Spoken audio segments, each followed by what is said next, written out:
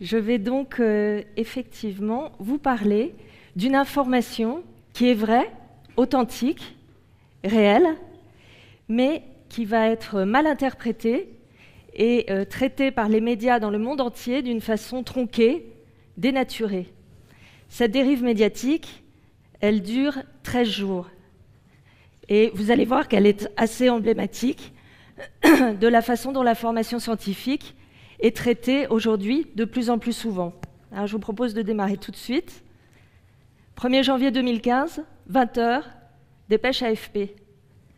Le cancer dû à un manque de chance. La dépêche Reuters précise même que 2/3 des cancers sont dus à un manque de chance. Waouh!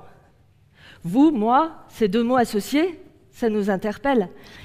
Ils remettent juste en cause toutes nos politiques de prévention des cancers, toutes nos politiques de santé publique. À l'origine de ces deux dépêches explosives, une publication apparaît le lendemain matin dans Science. Moins de 2 heures plus tard, l'emballement médiatique est lancé. Et le lendemain, à la une de Google, on peut compter plus d'une centaine de papiers. Ils reprennent mot au mot la dépêche AFP. C'est ce qu'on appelle le copier-coller. Et seuls les titres changent. Et plus ils vont être sensationnels, et plus ils vont entraîner les clics sur Google et être repris par les réseaux sociaux à l'infini, en boucle et dans le monde entier.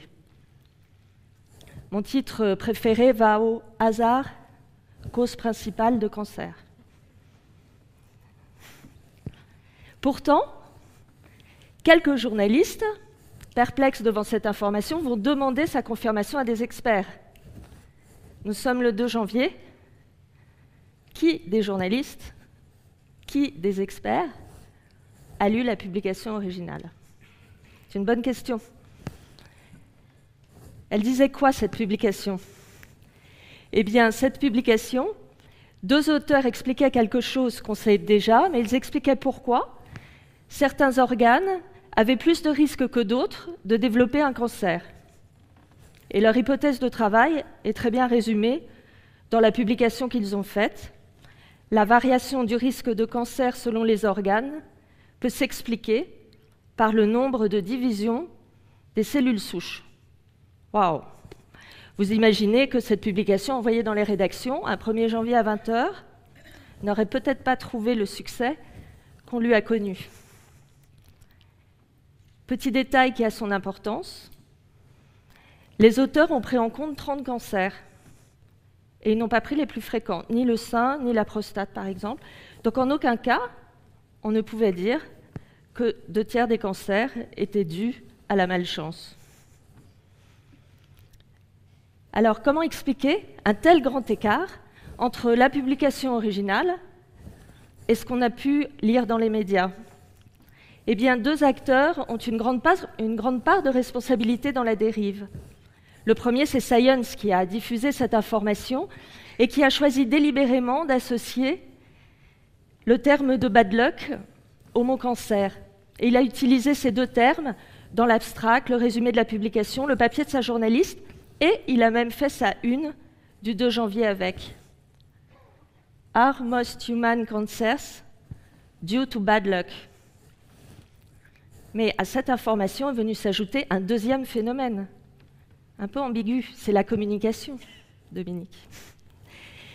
Effectivement, une université, Johns Hopkins, prestigieuse elle aussi, va diffuser un communiqué de presse à l'ensemble des médias quelques jours avant la sortie de l'article. Ce communiqué est titré « Bad luck » également, emploie ce mot dans son titre, et donne la parole aux 2 auteurs de la publication qui viennent étayer ces termes de bad luck. Alors, on peut se demander pourquoi 2 acteurs aussi prestigieux et ces auteurs, Berthe et Nobelisable, ont diffusé une telle nouvelle. Eh bien, en fait, ils sont tous soumis, vous le savez, à des enjeux politiques, de notoriété, de réputation, mais aussi à des enjeux économiques, surtout quand on parle du cancer.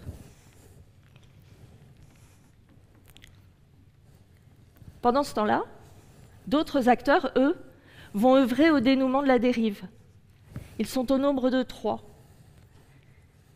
Les scientifiques anglo-saxons qui, dès le 2 janvier, vont réagir de façon extrêmement critique sur les réseaux sociaux. Le second acteur, eh bien, ce sont les patients. Ils sont très en colère. Ils interpellent les scientifiques et les journalistes leur demandant si, en diffusant de telles nouvelles, ils ont pensé aux principaux intéressés, eux, les malades, leurs familles. Et puis le troisième acteur, eh bien, ce sont les journalistes santé, les journalistes scientifiques qui vont tout de suite intervenir. En France, par exemple, Le Monde sort un papier, 20h02, la journaliste a eu les informations en avance, et le lendemain, le 2 janvier après-midi, ils vont tout de suite mettre en exergue les biais de la publication et rappeler les règles essentielles de prévention. Eh bien, c'est comme cela que le 13 janvier, après 12 longs jours de buzz médiatique, l'OMS publie un communiqué. Non, la plupart des cancers ne sont pas dus à la malchance. Et une fois encore, les journalistes scientifiques vont reprendre l'information et rappeler les règles essentielles de prévention. C'est pas fini. Le 13 janvier, le même jour de la publication du communiqué de l'OMS, la journaliste de Science, qui a écrit ce papier le 2 janvier, reconnaît qu'elle a commis quelques maladresses en rédigeant son article qui ont pu dénaturer l'information originale. Je voudrais ajouter qu'elle avait fait relire certaines parties de son article aux auteurs. Alors, qu'apprendre de tout cela? Eh bien, il faut aujourd'hui moins de 2 heures à une information pour faire le tour du monde. Et le journaliste, il doit être le premier à la traiter. Eh bien, c'est comme ça que nous sommes entrés dans une nouvelle ère, l'ère des avatars de l'info. Car au fond, ce communiqué, cette dépêche, cette une de Science, ne sont que des reflets, des fragments de l'information originale. Alors, bien sûr, il nous faut un nouveau GPS de la santé. Je pense par exemple au décodex du monde, ou au décryptage qu'on pratique à l'observatoire et qu'on diffuse.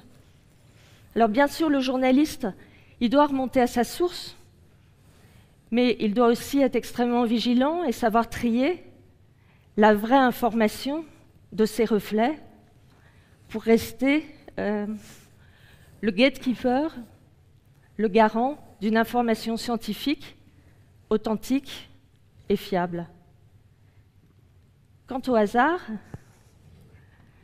Henri Poincaré, mathématicien et physicien, disait déjà il y a quelque temps « Le hasard n'est que la mesure de notre ignorance ». Merci.